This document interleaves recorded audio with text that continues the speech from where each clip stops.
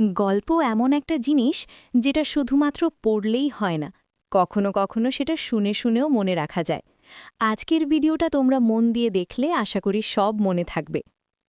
ঝোড়ো সাধু লিখেছেন মহাশ্বেতা দেবী।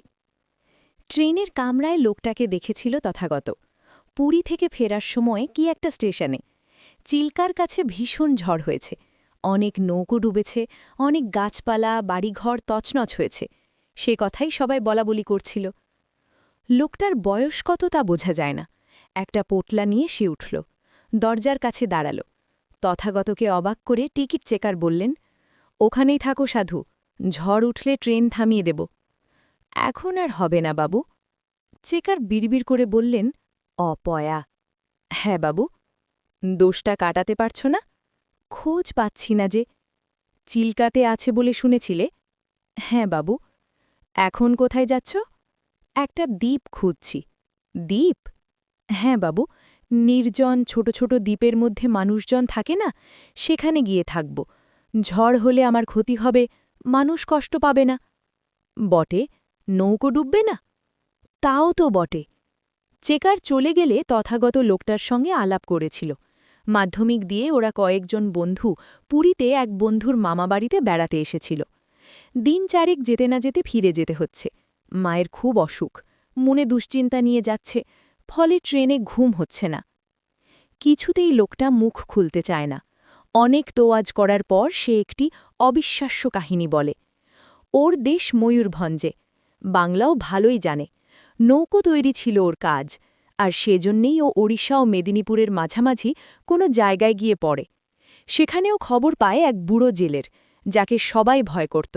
সে নাকি ঝড় তুলতে পারত, জল ঝড়ের দানরা ছিল ওর বশ। এমন একটা কথা শুনে ওর পেছন পেছন ঘুরতে থাকে। লোকটা বলেছিল, না না, এ বিদ্যে শেখাব না। ঝড় তুলতে শিখলে ঝড় থামাতেও শিখতে হবে।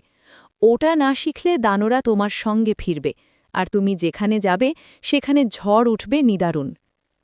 দুটো বিদ্যে একসঙ্গেই শিখতে হয়। অনেক সাধ্য সাধনার পর লোকটা সাধুকে নিয়ে যায় এক নির্জন সমুদ্র তীরে। ও বারবার বলেছিল, দুটো শিখে নেবে, তারপর পরখ করো, নইলে ঝড়ও তোমায় ছাড়বে। থামাবার বিদ্যে জানো না, থামাতেও পারবে না। নির্জন সমুদ্রতীর ছিল।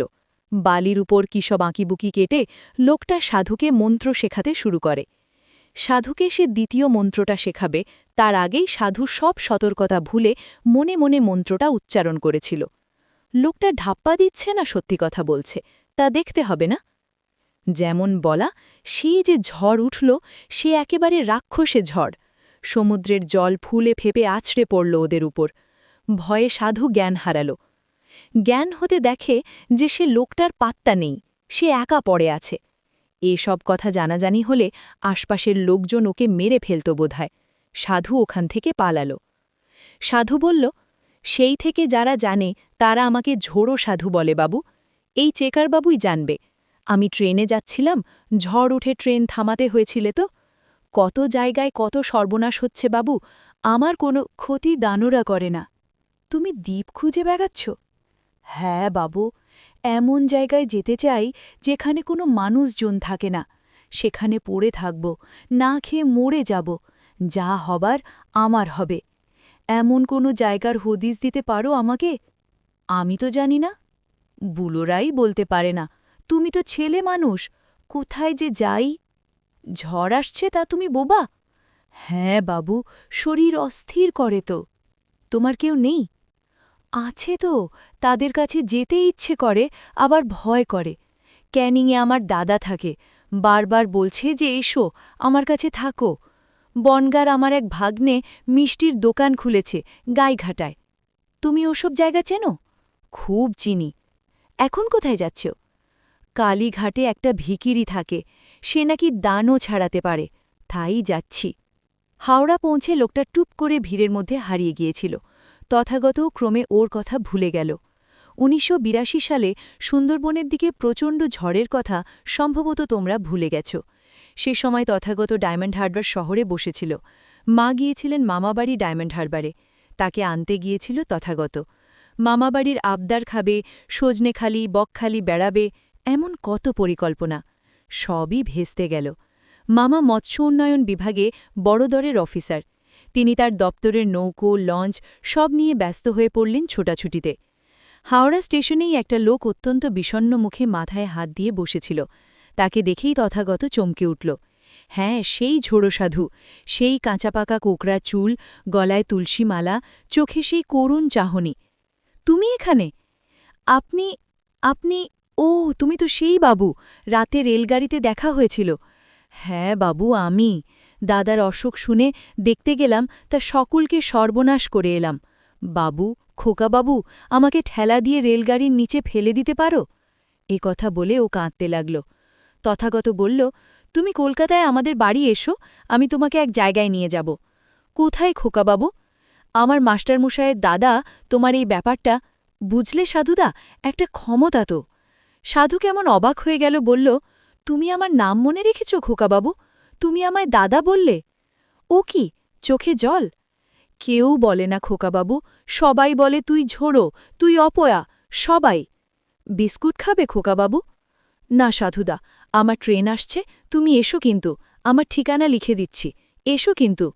খোকাবাবু, তোমার সেই মাস্টারমশায়ের দাদা আমাকে একটা নির্জন দ্বীপ খুঁজে দিতে পারবে না? দ্বীপের খোঁজ নিশ্চয়ই দেবে, তোমাকে একলা ছাড়বে নাকি? তোমার সঙ্গে অনেক লোক থাকবে, কত বিজ্ঞানী, কত পণ্ডিত, তারা দেখবে ব্যাপারটা। কিন্তু বলতে বলতে ট্রেন এসে গিয়েছিল। সাজু যে আরও কি বলতে যাচ্ছিল তা শোনা হয়নি তথাগতর, তবে ট্রেনের জানলা থেকেও দেখেছিল সাজু ওর দিকে চেয়ে হাত নাড়ছে, তার মুখটা খুব হাসি হাসি। কলকাতায় ও ওর মাস্টারমশাইয়ের দাদার সঙ্গে কথা বলেছিল। ভূমিকম্প বিষয়ে বিশেষজ্ঞ ড দেবেন্দু রায়ের নাম কি না জানে। তিনি বলেছিলেন, লোকটাকে বেশ দেখতে ইচ্ছে করছে।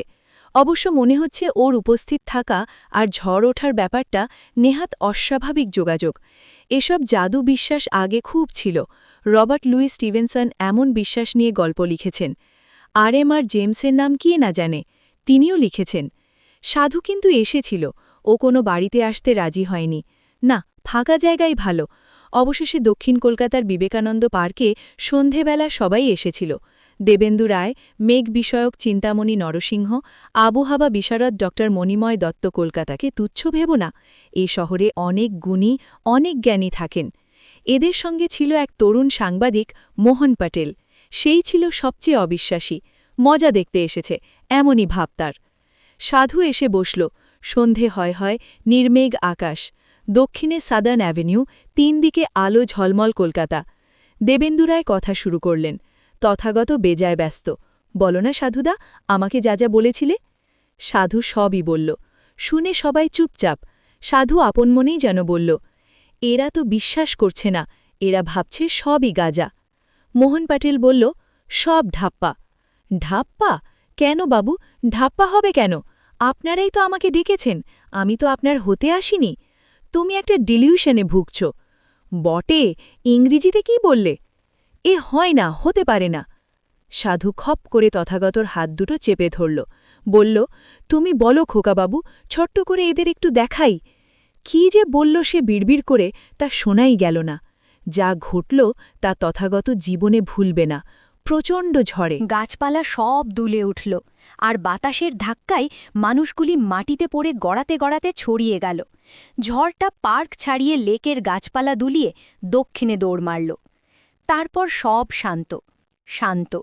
তথাগত শুধু বলল, থেমে গেল।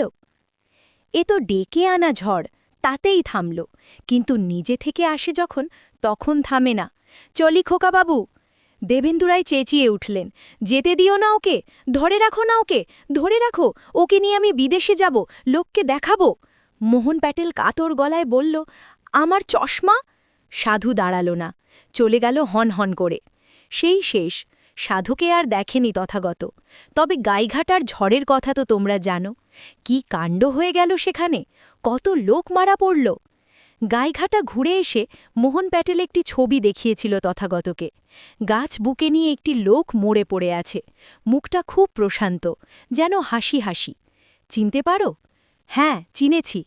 গাইঘাটা গিয়েছিল কেন? ওখানে ওর কে যেন থাকত। ও, মুখটা দেখেছ? দেখলাম। হাসছে কেন? তথাগত হাসি দিয়ে মনের বেদনা ঢেকে আস্তে বলল, ও মুক্তি পেয়ে গেছে, তাই হাসছে।